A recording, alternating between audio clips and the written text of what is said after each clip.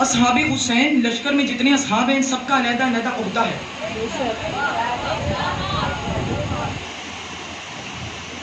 حبیب ابن مظاہر فقیہ ہے لشکر امام حسین.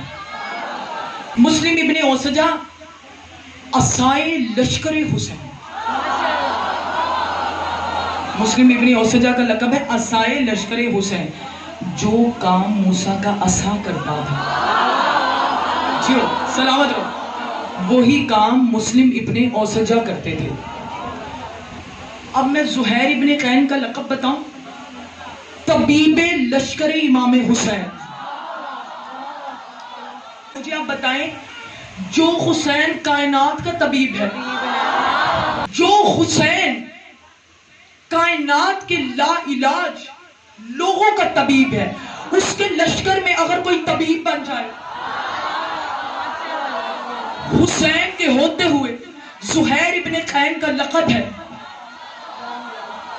سلامت رہو، آباد و شاد رہو. طبیب لشکر امام حسین.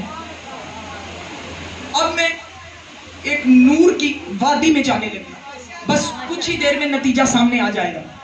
سید سبت حسن انڈیا کے بہت بڑے علماء میں سے عالم گزرے ہیں. ان کے شاگرد آج بھی لکھنؤ میں موجود ہیں.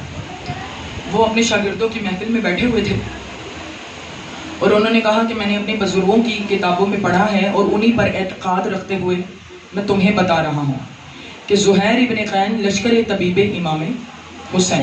انہوں نے کہا کہ اگر کوئی لا علاج مرض میں مبتلا ہو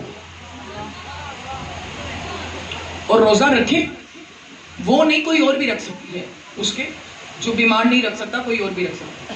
روزہ رکھے اس کے ورثاء یا وہ خود بیمار، اگلے دن ایک دن روزہ رکھے اور جب شام میں روزہ افطار کرے تو مغرب کے بعد جب نماز ادا کرے تو جب بستر پہ جائے تو کہے اے طبیب لشکر امام حسین اے زہیر ابن قین، ہمارے مرض کا ہمیں علاج بتائیں. انہوں نے کہا یہ ہو ہی نہیں سکتا کہ زہیر خواب میں نہ. شاگرد یہ واقعہ سن رہے تھے، ان میں ایک جو شاگرد تھا وہ لا علاج مرض میں مبتلا تھا. حسین کے ہر صحابی نے درس عقیدہ دیا ہے.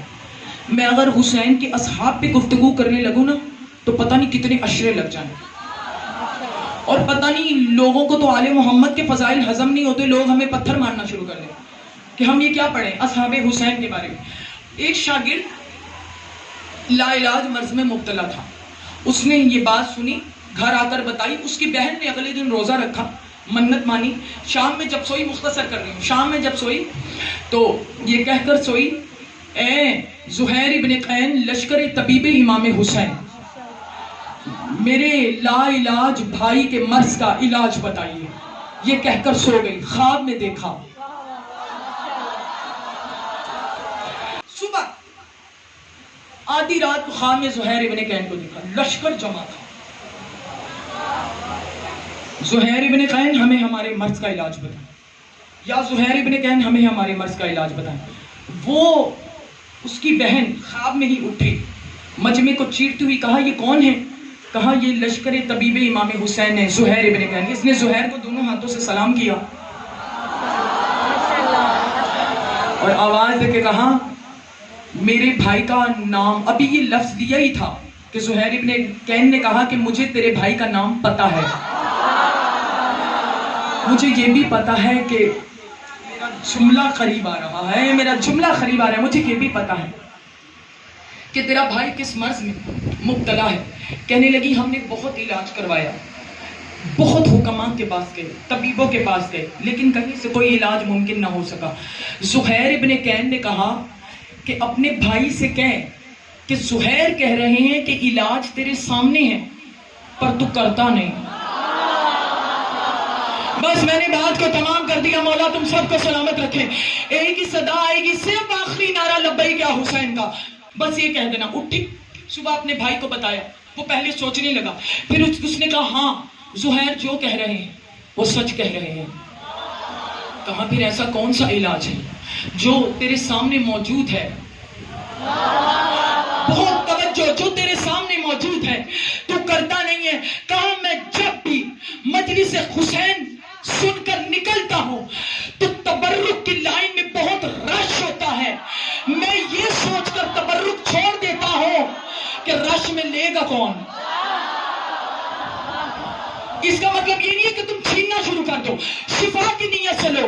میں یہ سوچ کر ہمیشہ تبرک چھوڑ دیتا تھا کہ اس رش میں لے گا کون۔ اگلے دن مجلس کے بعد تبرک چھین کر لیا، فوراً لا علاج مرض سے شفا